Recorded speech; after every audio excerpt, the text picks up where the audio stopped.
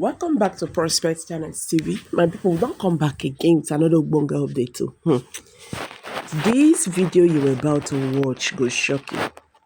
Waiting Asari Dokubo don't they pray for a very long time. He has gotten it. According to this video, Asari Dokubo don't unleash his unknown gunmen in the southeast.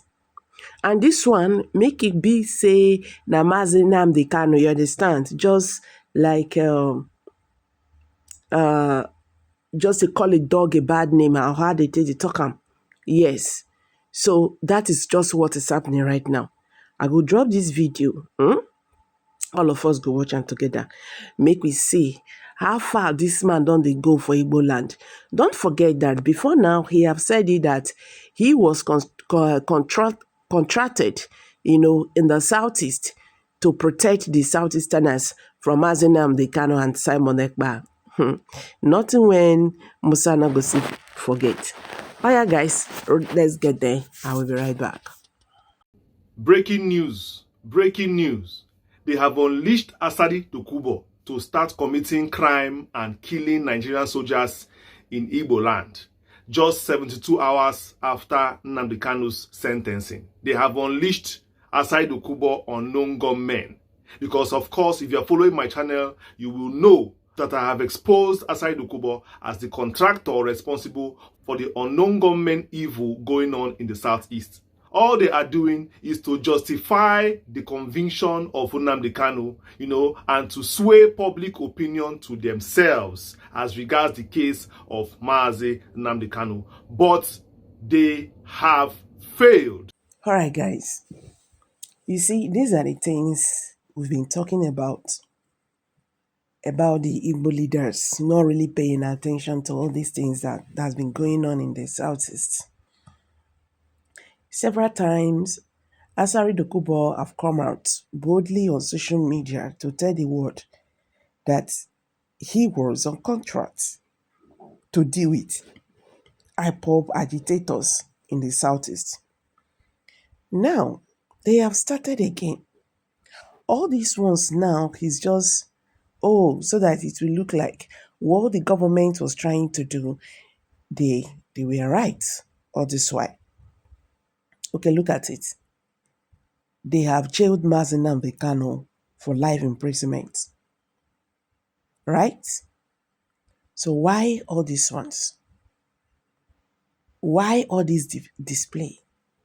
They keep on playing the same cassette. Why? I would have loved to drop that video, but because of YouTube community guidelines, it's not good for eye to watch. It's sad. It is really very sad. It is sad though. These people keep on playing the same cassette every day. They only have one format. They are very slow in thinking. They have one format. I mean, if you study Nigeria very well, you will understand that it is the same game, rinse and repeat, familiar game. They don't have any other card to play. This is a very clear case of fabrication. This soldier now has just lost his life for nothing because the people that unalive this soldier know themselves. They are in the system. They are in the system working for the same people. The soldier is working for the same people the person that killed the soldier is working for. And I have always exposed this channel, Asari Dokubo. It is clear. It is clear. He is the one contracted for such games they play. Very simple. But what they want to do is simple. They want to pin it on Nnamdi Kanu, Nnamdi Kanu's men. That's what they want to do, to justify the sentencing. Because ever since they gave that judgment, people have not been happy. Nobody is happy. Everybody is angry, silently angry, and the perception, the reception from abroad, from governments of the world, from locals, even in Nigeria and Africa, is pointing to one fact, that the judgment was wrong and the judgment cannot stand. So what do they want to do? Because people are painting Nnamdi Kanu as a freedom fighter. So what they want to do is to pour mud on Nnamdi Kanu's face. That is why Orji Zokalu came out to say that Nnamdi Kanu is responsible for the unaliving of 30,000 people. And now you are seeing, they are showing you the example of such people that Nnamdi Kanu is unaliving, in quote. So this is just like a game. They planned all these things. That statement from Mojuzo Kalu and this unaliving now of this soldier, this soldier, everything works hand in hand. Ndi Igbo, be careful. The Southeast right now, be careful. There is going to be a spike. There might be a little spike of insecurity just to justify this conviction, so that people will get scared to feel that, look, oh, what this man has left behind and is going to the prison. It is such a shame that these games are so familiar, and if you understand the system of Nigeria, how it works, these are the games that the imperialists teach the Nigerian government. They taught them lots of games on how to gag the people, how to disenfranchise the people, how to create poverty, how to create a copycat to mirror a crime, so that, you keep on committing that crime with the face of the supposed person, so that people will think that is that person committing the crime. Wear the same clothes they wear, speak the language they speak, intimidate the people and disappear. The people will think it is their saviors who is now buying them. They call it a copycat. It is familiar in every part of the world. They know this is standard operation. They brought this mindset to Africa and have trained the Nigerian soldier, Nigerian police, Nigerian environment, security agencies, how to operate such. Nigeria has the National Intelligence Agency. Nigeria has the National Security, Agency. Nigeria has lots of intelligence bureau, and most of them, you don't even know what they do. Let me tell you, most of them are engaging in this, illegal contracts that go on underground, that seek to copycat and mirror people who are naturally hated in a region, to replicate or kind of criminalize the activity by themselves, so that their people will not love them anymore and they will fall out of favor. And they can also paint the propaganda that it is so and so and so and so that is doing this thing. Why do you think that anything that happens in Igboland, they will say it is this and that? Nnamdi Kanu is to paint Nnamdi Kanu bad because of the judgment they want to give in the future. Look at the innocent life of that man now. Let me use innocent in quotes. Look at that soldier now on his own. On his own. And now tomorrow they will say, that, can't you see? Can't you see what Nnamdi Kanu is doing in his place with his people? Ndi Igbo, be careful of your environment this period. Be very observant. Anywhere you are, make sure you're at alert. And anything that happens, just know that it is a copycat. It is Asari Dokubo. Asari Dokubo is the one engaging in this illegal contract in many parts of the world. And he has not hidden it. He's always saying it. He's always saying that he has contracts in many parts of Nigeria. In the Southeast, he has called names. For those familiar with my work, he will testify I have done his videos and I have exposed him many times. That is the truth.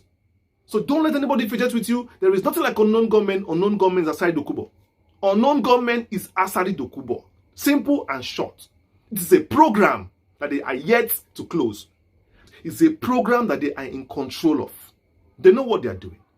Don't let anybody deceive you.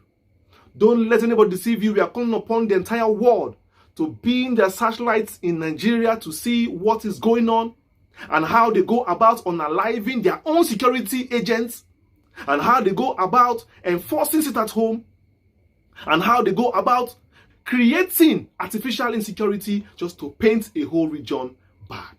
That is how low Africans can go. That is how low Nigeria can go to score a very cheap point. And what do they gain in return? What do they gain in return? The funny part, that the people who gain these things are in high-rise buildings 6-7 hours away from Nigeria, if you use plane, in Trafalgar Square, Buckingham Palace, Thames, London. You don't understand. The African man does not get anything from this nonsense. It is them, the imperialists, that are gaining because they are keeping Africans divided and the money is dropping into their accounts. I hope I have made my points clear. So be wise. Be wise. Let nobody deceive you. There is nothing like unknown gunmen. Unknown gunmen is equal to Asari Dokubo. The second story I have for you is on Ike Ekweremadu. Of course, listen to this. The UK rejects federal government's request for Ekweremadu to complete prison terms in Nigeria. As you can see, that those that remember know that Nigeria sent a delegation to go and beg the UK government with, of course, when you are going to beg somebody, you go with a bottle of wine. You also go with kola nuts and biscuits and some juicy offers, because you're not going to beg the person with empty hand. So they went to UK, of course, with promise of oil and money, running in $2 million and oil barrels, crude oil, begging for the release of Ekweremadu. But unfortunately, the UK refused. The UK refused. You remember when Ike Ekweremadu was also trying to be arrested, sentenced that first time, Nigerian government also, pleaded with UK government. UK government refused also and sentenced him to 6 years. And they are still insisting that Ekweremadu will complete his term in the UK. This is a big indictment on the government of the UK, because definitely, why would a group of people come to beg for a prisoner to be released? Where does it happen in the world? Can they try it in America? Can they try it in the US? They only try it with UK because UK is like a branch of Nigeria. The UK cannot be trusted. It's just that maybe they feel it's inappropriate at this particular time that Nnamdi Kanu has been sentenced. They feel it's inappropriate and insensitive to release Ekweremadu now. So somehow, they don't want to release him now. Not that they are not in to release him now. Do you understand? It's simple and short. Perhaps if Nnamdi Kanu was not sentenced, Ekweremadu would have been released.